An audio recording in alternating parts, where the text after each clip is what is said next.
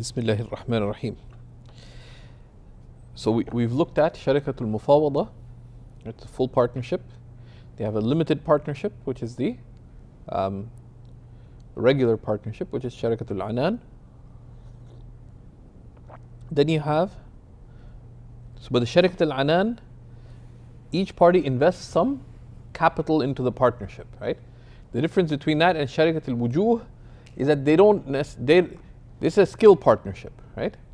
They agree to be partners in accepting work and in dividing work amongst themselves. But they're not necessarily investing anything, right? So the Sharikat al-Anan, we are investing together. Here, we're just tailoring. We don't have to be even in the same place, right? So it's like, you have retired uncle accountants, right? RUA, right? So a bunch of retired uncles decide to start doing accepting accounting work together. They take it, and they divide work according to an agreed upon schedule, and they divide profits according to an agreed upon percentage, right? And they can keep adjusting that every few months depending on how much each person is planning on working, whatever, right? So that's the third kind of sharika. The fourth kind of sharika is sharikatul wujuh, right?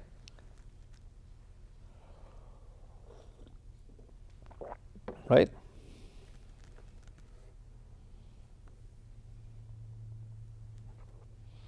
Right? What's sharikatul wujuh? Let's see. فَالرَّجُلَانِ يَشْتَرِكَانِ Two people get into a partnership. They don't have any money. وَلَا مَالَ لَهُمَا عَلَى أَنْ يَشْتَرِيَا بِوُجُوهِهِمَا On agreement that they'll buy by their reputation, right? وَيَبِيعَا And then they'll sell, right? So two people. What's the case? Let's say that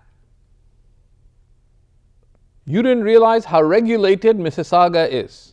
So there's criminal charges against Y&Y ice cream. They could be jailed for selling ice cream without permits because they're using raw milk, right? So what happens? You guys had to flee to Quebec. Now no one knows you in Quebec. Like actually you go to Quebec without money. We got a reputation now. Why? All these people heard about you guys being threatened, jail, etc. You don't have any capital.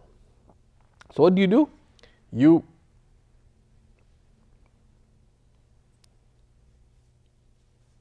decide to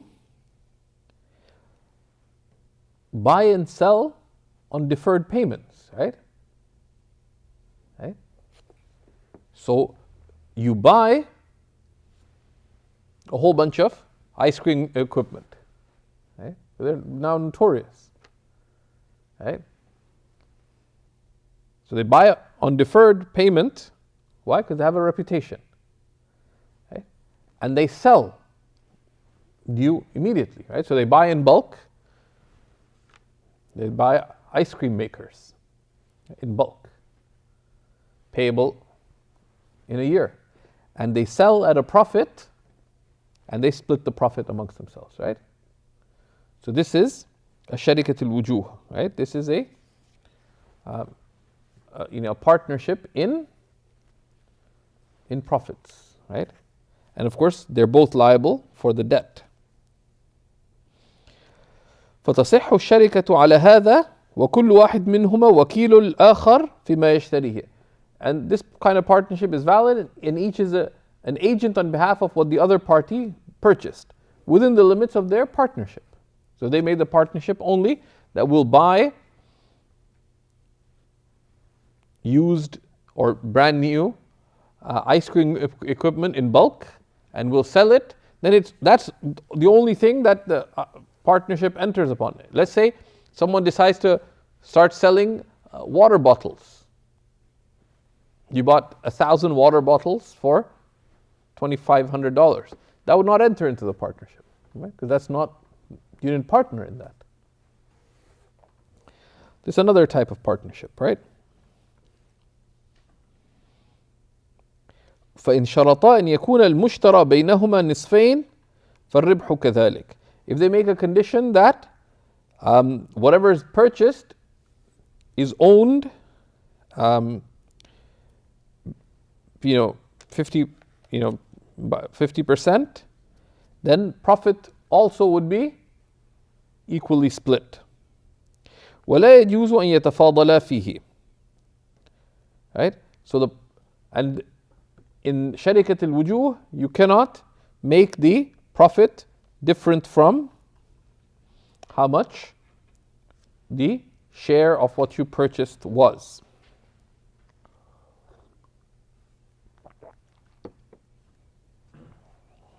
Right? And there's legal reasoning underlying this, because the profit, right, in the Sharikat al-Wujuh is connected with the daman, the compensation in event of loss of the property. And that is in accordance, and how much do you have to compensate in the event of loss? In accordance with your share of the property, because you bought those 100 or those 1,000 ice cream makers, on deferred payment. Then how much is your risk in the event of being ruined is according to how much your share of,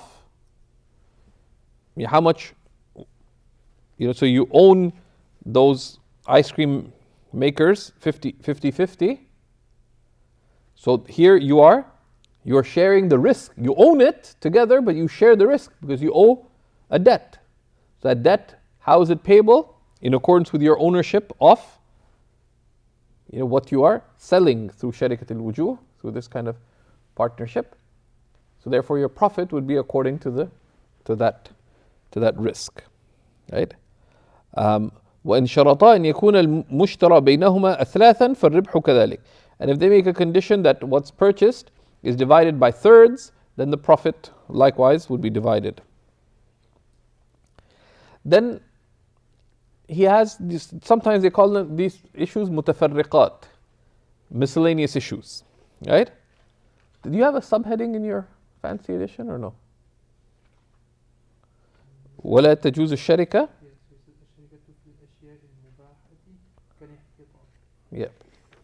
Yeah. So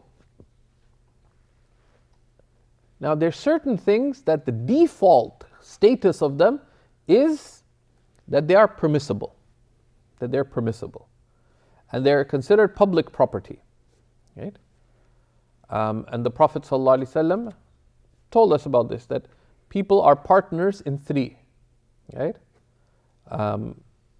In water and wood and in fire. Right?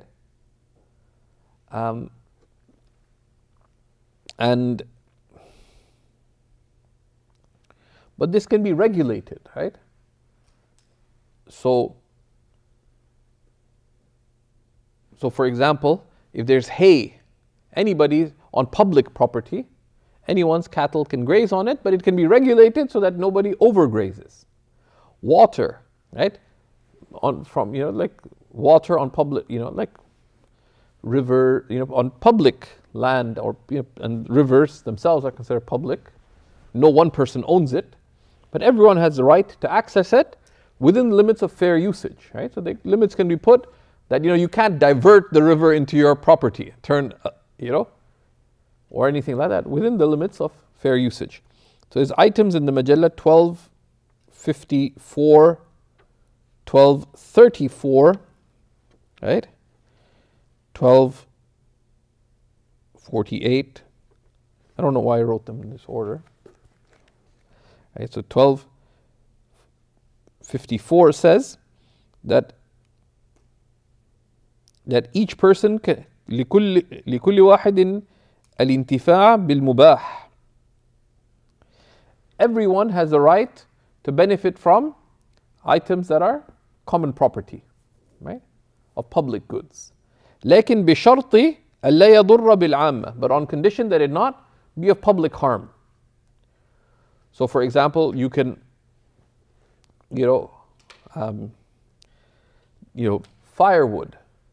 You can gather wood for as firewood.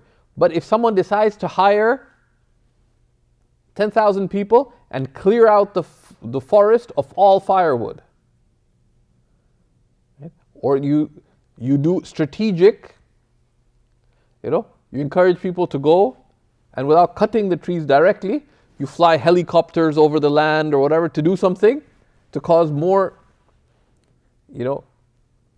more branches to fall on the ground. You're harming public property, right? So you can't do things like that. Right? And three of these things are al-ma'u wal-kala'u wal-nar. Kala is like hay, right?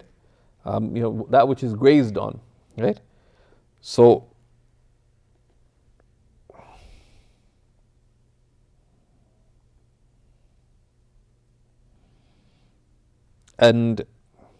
water and graze, and kala and fodder, and what do you call it? Hay and fire are permitted for people to benefit from, right? And people are partners in it, but sharikata ibaha. Everyone partners in it in terms of permission to use. It's not shared property, but there's a shared right of use. Now the idea of ibaha, have we talked about it yet? So let's say we're invited to Sister Zubayda's house for a dinner.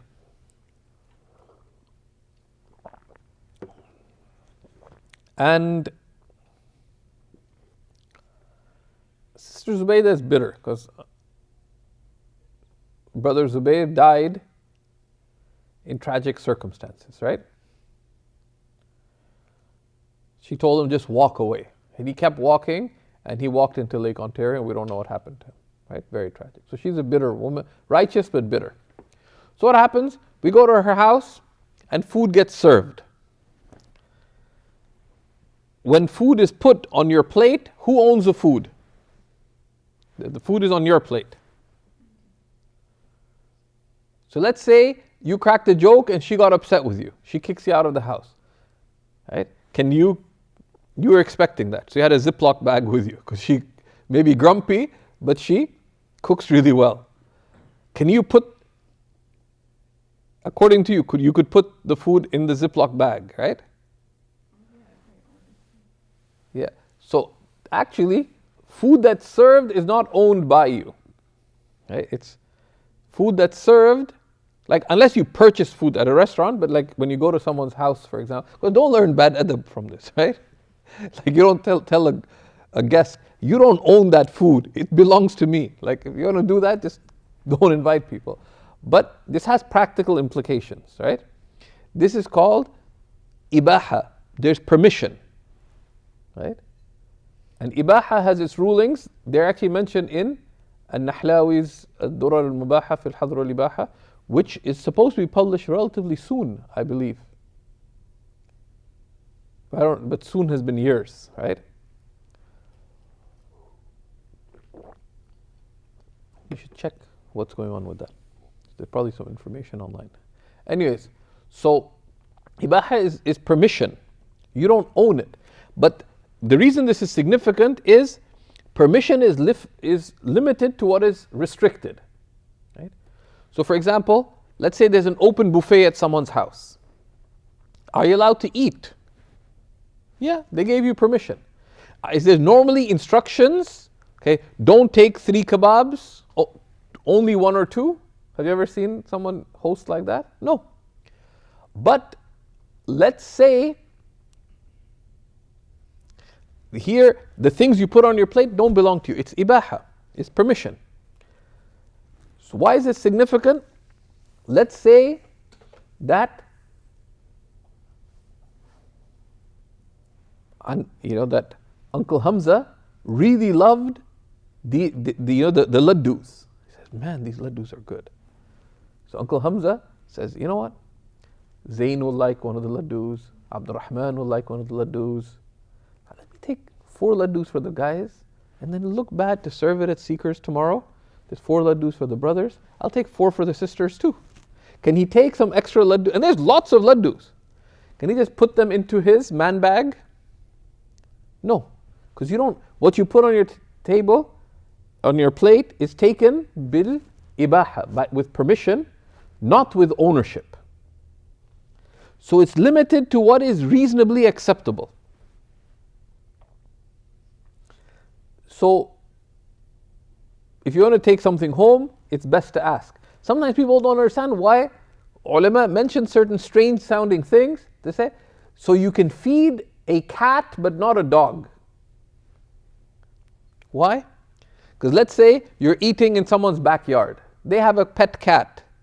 You could feed the cat. But typically, Muslims would not keep dogs, so the dog is probably not, but the ultimate thing is, it is bound by reasonable permission. Always, it's best to ask. Right? You want to take a laddu home, right? It's just best to ask.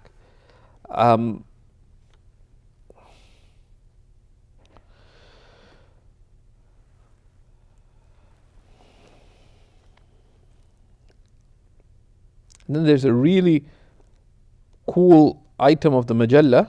I got very excited when I wrote it out, but I'm not sure why I was so excited. So I put Fa'idah.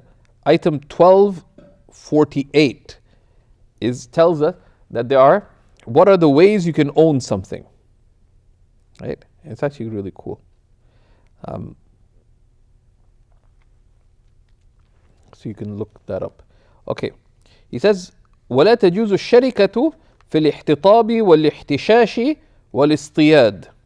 It is not permitted, i.e. not valid, to enter into a partnership for things that are permitted things, right? Such as gathering firewood, right? Or gathering hay, or for hunting, right? And this is on public ground, right? Public property on public ground. That we are partners in what we gather because it's already common property, right? And it's not owned, right? It's not owned.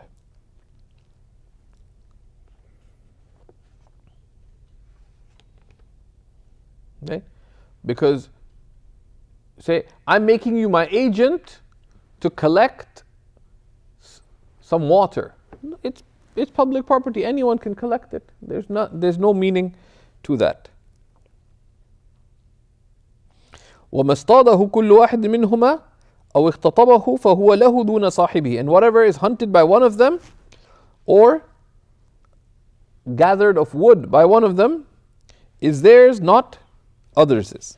Right?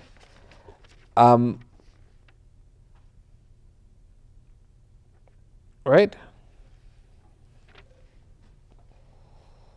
And there's some detail on this, that unless this is not public property, right? So for example, they decide to buy some land to engage in sustainable forestry, for example, right? Then that wood is not, so the ihtitab is gathering, fallen wood. But and this on public land, right? But if you have private land and you grow trees and chop firewood to sell, then you can have a partnership in that, right? So if you could sell it, you could have a partnership in it, right? Although the basis is that water is a very sensitive matter that's supposed to be public property. But if you have a private well and you wish to sell that water, and in Muslim society it would have been deemed really questionable to be selling something that's supposed to be public property, right? Because everyone should have a right to public water. But let's say, the water on your land has some healing properties or whatever, you want to sell it. But then you need some investment to dig a deeper well. So you had Uncle Hamza, Topiwala, to become an investor. Then that you could make into or you want to, on private property, you want to process hay, ihtishash, hashish, you sell dry grass for farmers and stuff, you could do that. But this refers to gathering these things on public property. Right? Likewise for hunting, like hunting on public lands, right? Everybody has a right to hunt within limits. And historically they'd put limits. Even now, like in Canada, they put limits on people. You need licenses to hunt, and there's a limit. So one of the scholars in Alberta, he has permission. He kept insisting on taking other people with him. And like, why is... Like every house we went to when I was visiting Alberta, he's encouraging people to go hunting. Partly because he could only hunt, I think, 1 deer a season or 2, something like that. If you hunt with other people, there could be a greater number of things hunted. But on private property, if you, let's say you got a herd of deer, that you decided to start a partnership called deer, hunt, ! Right? Deer hunt partnerships, right? So you have private land,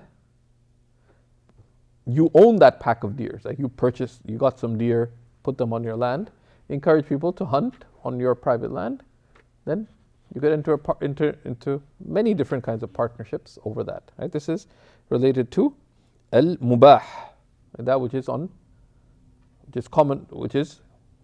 public property. وإذا اشتركا ولأحدهما بغل وللآخر راوية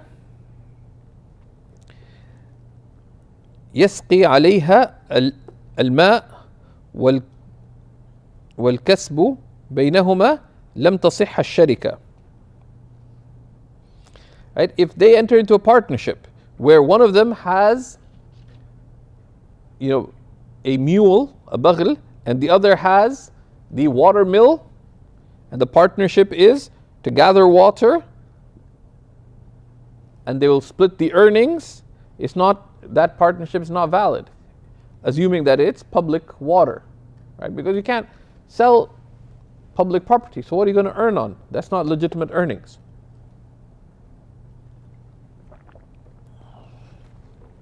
وَالْكَسْبُ كُلُّهُ لِلَّذِي اسْتَقَى, and the earnings would all be for the one who drew the water. And here, because he would own it by gathering. وَعَلَيْهِ مِثْلُ أَجْرِ الرَّاوِيَةِ إِنْ كَانَ صَاحِبَ الْبَغْلِ, and he would have to pay for the usage of the water mill if he was the one who provided the mule. وَإِنْ كَانَ صَاحِبَ الرَّاوِيَةِ فَعَلَيْهِ أَجْرُ مِثْلِ الْبَغْلِ, and if the one who gathered the water had provided the water mill, they'd have to pay the cost of hiring the mule. So keep away from partnerships and water, right? Now, if there's a corrupt partnership, right? وكل شركة فاسدة فالربح فيها على قدر المال. Every corrupt partnership, meaning, for example, where there's conditions that would render the contract fasid, right? Then profit there is in accordance with the investment into the partnership. ويبطل شرط التفاضل, and any specified difference in profit would be unacceptable, would be ignored, would be invalidated. وإذا مات أحد الشريكين أو ارتد والعياذ بالله ولحق بدار الحرب بطلت الشركة. If one of the two partners dies or leaves Islam and disappears in Dar al-Harb, لحق بدار الحرب, they move to Dar al-Harb, to the abode of war, to enemy lands, would mean that now it is not possible to have contact with them, right? This does not apply to moving to a non-Muslim country, right? This is,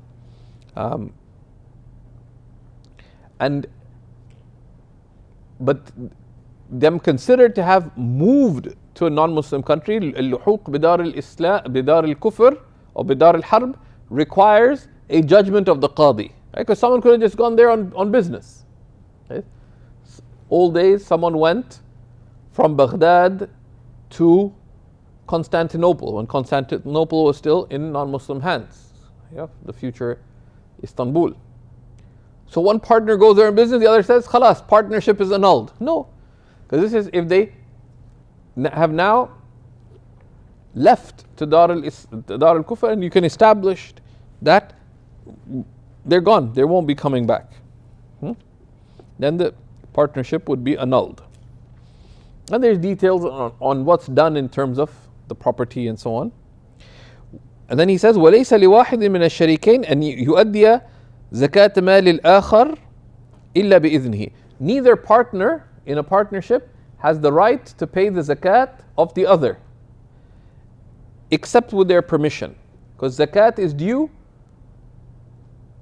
on the individual. Because a certain person within the context of the partnership and its earnings may have more than zakatable earnings, and more than zakatable profits, but they may be in debt. And zakat is paid on the individual on the sum of their zakatable assets, net of their upcoming expenses and their debts that are due. Someone may have a big profit from their share of the partnership, but they may have huge debts that are due, big upcoming expenses.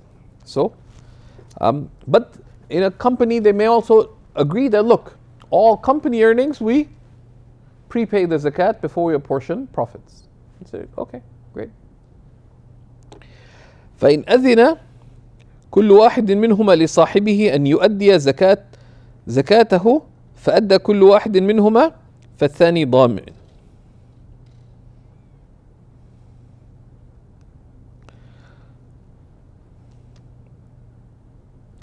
علم بالأداء الأول أو لم يعلم.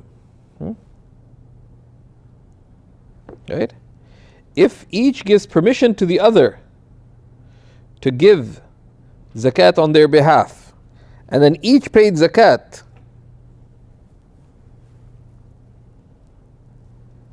and each paid their zakat,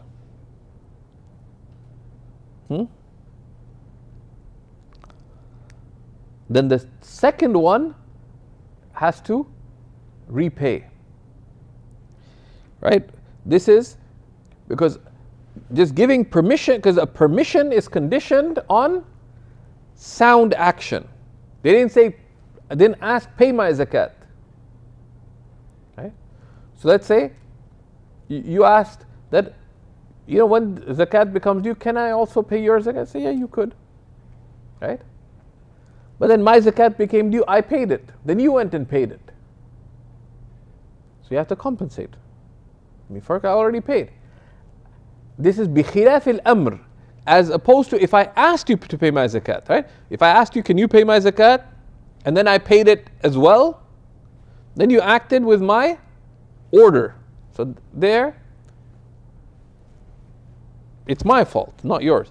But if I just gave you permission, and then later you went and did it, but I'd already paid my zakat, a permission is not an order.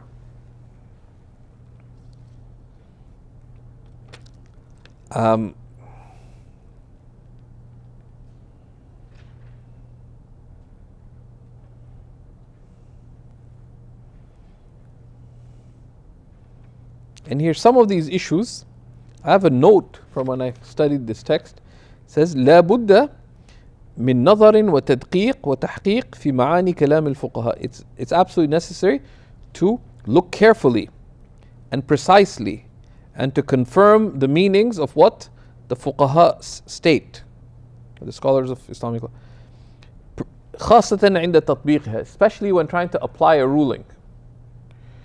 ولا بد في ذلك من الرجوع إلى العلماء المتبحرين من علماء العصر. It's absolutely required when applying rulings to review the soundness of one's understanding or application with specialized scholars who are mutabahhir, who have deep knowledge of the scholars of an age, meaning those scholars who are specialized in that matter, right? Sometimes someone comes and people just, what they'll do is they'll just refer to, they'll just ask a scholar who may have a lot of knowledge, but they don't have deep knowledge of those issues and their applications in our times. And that's where Alama Ala ad-Din al-Haskafi in Abdul Mukhtar says, مَنْ لَمْ يَكُنْ عَالِمًا بِزَمَانِهِ فَلَيْسَ بِعَالِمٍ. Whoever doesn't have knowledge of the times they're in is not a scholar. Meaning in that matter, right? So you ask a very learned scholar from another land about things that are specific to, if someone comes from, goes from Syria to Hyderabad, and they don't know anything about the culture, the customs, the laws of the land, etc. Say, what do I do in this situation? They should not give fatwa. Not because they're not learned, because they don't know the custom and the context. Same thing applies to a certain range of issues. For example, medical ethics, especially specialized things. In our times, particularly, matters of finance and matters of medical ethics, which are two of the major research areas in our times. Right? When is a human being dead? And the issues related to end-of-life treatment and medication, and the withdrawal of treatment, the withdrawal of medication. There's a lot of issues related to that. But someone who's not looked into those issues, the basis is that they not comment on them. And the basis is that they not be asked. So that's the section on Sharika. Then we go to Mudaraba, right?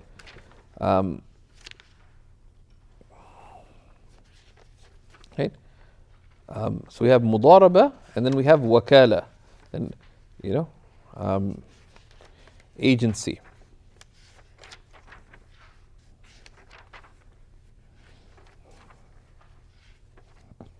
And then we have the guarantor, kafala, right? And then we have money transfers, hawala. And those are some of the main chapters, main secondary chapters in the section on trade. So there's some important chapters coming up, bismillah. And then you have as-sulh, which is reconciliation, which can be financial, but there's other types of reconciliation as well. And then gifts, because gifts are contracts. Right? And there's fiqh related to gifts. And we'll be covering till waqf. So we'll stop at waqf, because waqf relates to public law. As part of the fiqh of transactions. Walhamdulillahi Rabbil Alameen.